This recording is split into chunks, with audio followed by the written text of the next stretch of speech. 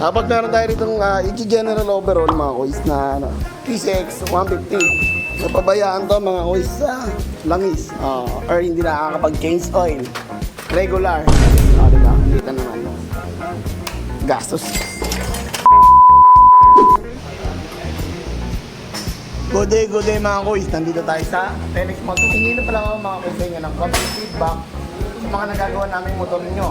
No, mga kuys, so, kung ano yung mga kailangan pa namin i-adjust o baguhin sa aming service. No, mga kuys, hindi na ako konting feedback. So, mga kuys, kung ano yung mga ginagawa natin ngayon dito sa Telex Motor Service. Let's go. Isa natin dito kay Jello. Ang problema na ito kanina mga kuys, sobrang ingay ng starter motor pag ini-start. Tapos, nagkakaroon ng idle rumble, kinalibrate yung IEC, and then pinalitan yung starter motor, pati throttle body cleaning. Okay? So, dito naman tayo kay Arvin, CVT cleaning lang to and may dragging. Tapos ito, detail lang ng konti. Full service package, yan. Click 125 version 2. Yan. So, lahat nililinis mga kuys, pati yung fibra na yan, nililinis, pati yung throttle body. Salang natin sa ultrasonic mga kuys. Tapos meron tayo rito Ichi General Overall mga kuys na PCX 150. Napabayaan to mga kuys sa langis or hindi nakakapag-change oil. Regular. Diba? Kita naman.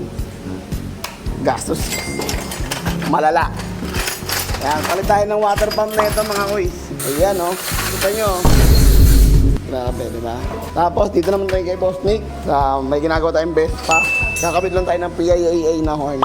Yan mga kuys. So time check tayo mga kuys. Alas 4. Mag-alas 4 na mga kuys. Pero ang dami pa rin natin ginagawa. Okay? So sa mga gusto mga pala magpagawa ngayon mga kuys. Agahan nyo na po mga kuys. Kasi umaga pa lang ang dami na po natin pila. Now, yan mga kuys. Ulitin ko. Hingin na po sana ako ng comment feedback regard sa mga ginagawa namin dito sa Telex Motor Service, Caloocan and Manila. Okay?